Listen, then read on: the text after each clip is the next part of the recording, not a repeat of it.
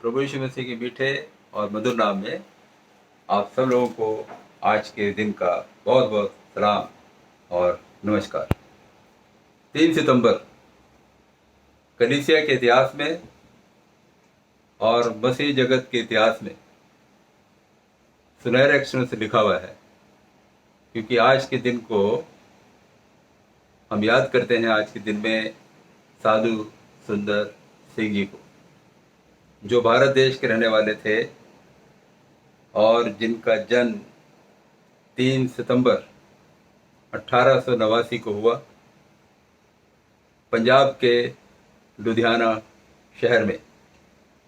उनकी मृत्यु का समय और तिथि अज्ञात है, लेकिन बहुत से लोगों का मानना है कि शायद उनकी मृत्यु 1929 के आसपास हिमालय पर्वत की पहाड़ियों के आसपास हुई। जब उनके बारे में याद करता हूँ तो मुझे पौलुस प्रेरित के शब्द याद आते हैं, जब उन्होंने रोमियो की पत्री में इस तरीके से लिखा, पहले अध्याय के 16वें पद में, क्योंकि मैं सुसमाचार से नहीं लजाता, इसलिए कि वो हर एक विश्वास करने वाले के लिए पहले तो यहूदी फिर यूनानी के लिए उद्धार के निमित्त परमेश्वर की सामर्थ है। ये उनकी ज़िंदगी में हमें बहुत सफाई के साथ दिखाई देता है। साधु सुंदर सिंह जी एक कट्टर सिख परिवार से थे और मसीही स्कूल में उनको प्रारंभिक शिक्षा मिली। वहाँ पर नया नियम पढ़ाया जाता था, बाइबल की शिक्षा दी जाती थी और ये उसके कट्टर विरोधी थे। 14 साल की उम्र में ही उन्होंने नए नियम को लिया और पूरी जनता के सामने जला दिया। इनकी माँ जो थी वो बहुत धार्मिक थी और उनको हमेशा धर्म की शिक्षा देती रहती थी, लेकिन जब वो 14 साल की उम्र में थे तो उनकी माता का भी देहांत हो गया। तो एक बहुत बड़े तनाव में, एक बहुत बड़े अकेलेपन की हालत में, कुछ ऐसा सही जैसे हम लोग, मैं और आप गुजर रहे हैं, ऐसी हालत में वो शांति की खोज में थे। और बेशक उन्होंने बाइबल को जला दिया था, लेकिन तो भी वो ये मांग कर रहे थे परमेश्वर से, यदि कोई परमेश्वर है तो वो परमेश्वर मुझ पर अपने आप को प्रकट कर। तो उनका जो हृदय परिवर्तन है, उनका जो मन परिवर्तन है, वो बहुत ही अद्भुत है, चुनौती भरा है।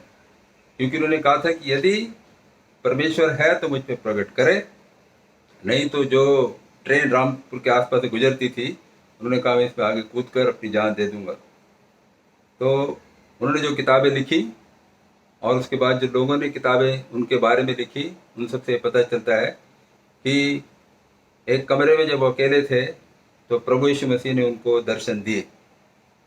और जब प्रभु यीशु मसीह ने उनको दर्शन दिए और जब उन्होंने प्रभु यीशु मसीह को मान लिया मित्रों, फिर वो चुप नहीं हुए। फिर वो प्रभु यीशु मसीह के प्रचार के लिए, परमेश्वर की गवाही देने के लिए आगे निकल पड़े। इतना निकले कि वो बार बार तिब्बत जाते थे, वापस लौटते थे, जाते थे, वापस लौटते थे और उनके पैरों से खून निकलता था। तो लोगों ने, चर्च के लोगों ने, इतिहास ने उनको लहू लुहान वाले पैरों का प्रेरित नाम की उपाधि दी। और प्रभु के वचन को प्रचार करने के लिए वो सिर्फ भारत में नहीं, तमिलनाडु में नहीं, श्रीलंका भी गए, जो समय सिलोन था, और वहाँ पर भी उन्होंने प्रचार किया, और वेस्टर्न कंट्री भी गए और वहाँ पर भी जाकर उन्हें परमेश्वर के वचन का प्रचार किया, यीशु मसीह की बातें बताई। इस समय में साधु सुंदर सिंह जी का जीवन भारत की कलीसियाओं के लिए, दुनिया की कलीसियाओं के लिए एक बहुत बड़ा आदर्श है। जो उनकी किताबों को पढ़ने से हमें पता चलता है, तो हम कुछ बातें उनकी ज़िंदगी से सीखते हैं। पहली बात तो ये है कि उन्होंने अपने पूरे जीवन में सिर्फ और सिर्फ प्रभु यीशु मसीह पर अपना ध्यान केंद्रित रखा और प्रभु यीशु मसीह को सबसे पहला स्थान दिया। दूसरी बात, वो कट्टर सिख धर्म के अनुयायी थे और सिख धर्म जो है बहुत अधिक कट्टर है। सिख धर्म को मालूम है कि शहादत क्या होती है। वैसी वाली शिक्षा उनको प्राप्त हुई थी, लेकिन तो भी उन्होंने कभी भी सिख धर्म का या किसी भी अन्य धर्म का खंडन नहीं किया। तीसरी बात उनके जीवन शैली से मिलती है वो ये कि उन्होंने प्रभु यीशु मसीह को स्वीकार करने के बाद, परमेश्वर के वचन बाइबल को सीखने के बाद भारतीय संस्कृति का तिरस्कार नहीं किया मित्रों। भारतीय संस्कृति का आदर किया, सम्मान किया और भारतीय तरीके से यीशु मसीह के वचन का प्रचार किया। यहाँ तक कि उन्होंने जो कपड़े पहनते थे वो भगवा वस्त्र पहनना शुरू कर दिया और इसलिए लोग उनको साधु बोलने लगे। उन्होंने नहीं बोला कि मैं साधु हूँ, लोगों ने उनको साधु बोलना शुरू कर दिया। और जो उनके बारे में खास बात हम लोग सीखते हैं वो एक कहते थे, उन्होंने अपनी किताब में लिखा है कि प्रभु यीशु ख्रीस्त के सुसमाचार को हमें भारतीय लोगों को भारतीय कटोरे में ही देना है। मतलब भारतीय तरीके से भारतीय लोगों को हमें यीशु मसीह के बारे में बताना है। और वो पाश्चात्य क्रिश्चियनिटी, पाश्चात्य वेस्टर्न कंट्री के जो लोग हैं उनकी जो मसीहत थी उसका वो विरोध कर, खुलकर, डटकर प्रचार करते थे। उनको बोलते थे कि यीशु मसीह ने तो त्याग सिखाया, लेकिन आप अपने आप को आराम वाली जगह पर ले जाते हो। तो भारतीय संस्कृति का उन्होंने आदर सम्मान किया। चौथी बात हम देखते हैं कि अत्यधिक प्रसिद्ध होने के बाद भी साधु सुंदर सिंह जी बहुत अधिक नम्र और दीन बने रहे।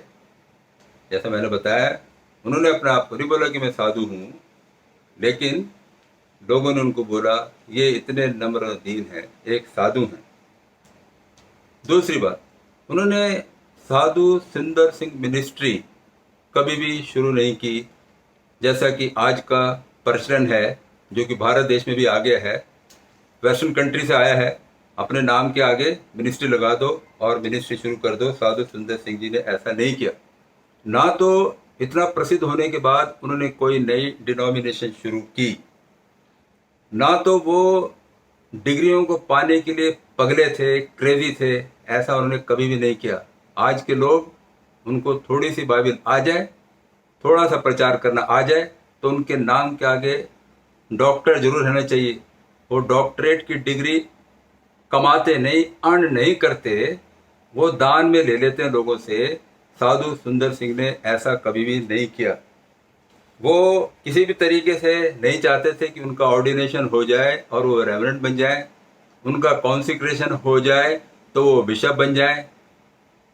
बिशप बनने के, पादरी बनने के, रेवरेंड लगाने के, ऑर्डिनेशन कराने के वो क्रेजी नहीं रहे, पागल नहीं रहे मित्रों। आज तो लोग फ्री में डिग्रियां पाने के दीवाने हो गए हैं। साधु सुंदर सिंह जी ने ऐसा नहीं किया। पांचवी बात उनके जीवन से हम जो सीखते हैं वो ये कि उनका जो त्याग भाव था वो एक अतुलनीय उदाहरण है। अपने जीवन के अंदर जो उन्होंने त्याग की भावना हमें सिखाई है, यहाँ तक कि उनकी जो माँ बाप की जो जायदाद थी उस तक में भी उनका कुछ लगाव नहीं था, छोड़ दिया था सब कुछ। और कुछ लोग उनको ऐसा कहते थे कि वो ऐसा लगता है लगभग भिखारी का सा जीवन व्यतीत कर रहे हैं, यानी कि बहुत ही नम्र और दीन हो गए थे। लेकिन इसके बाद भी उन्होंने बहुत अधिक आदर में जीवन व्यतीत किया और प्रभु यीशु मसीह की सेवा के लिए पौलुस प्रेरित की तरह वो भी अविवाहित रहे। आज के मसीह अगुओं के लिए, हम सब लोगों के लिए वो एक बहुत बड़ा अनुपम उदाहरण छोड़ गए हैं। प्रत्येक मसीह के लिए प्रभु यीशु मसीह का विश्वस्त गवाह बने रहने के लिए और मौत के आने तक यीशु मसीह के वफादार गवाह बने रहने के लिए साधु सुंदर सिंह एक भारतीय मिशनरी, एक भारतीय प्रचारक बहुत बड़े उदाहरण हैं।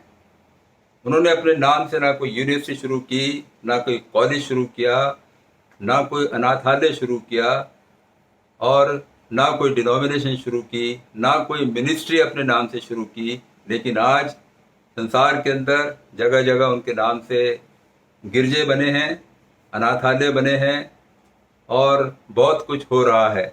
जब हम प्रभु यीशु मसीह के विश्वस्त गवाह बने रहेंगे मित्रों, तो प्रभु यीशु मसीह हमारी मदद करेंगे। उनकी ज़िंदगी से हम ये सीखते हैं कि हालत कैसी भी हो जाए, हम यीशु मसीह के गवाह बने रहें, पहली चीज। दूसरी बात, प्रचार में किसी भी धर्म का खंडन ना करें। परमेश्वर सबसे प्रेम करते हैं, हम किसी धर्म का खंडन ना करें।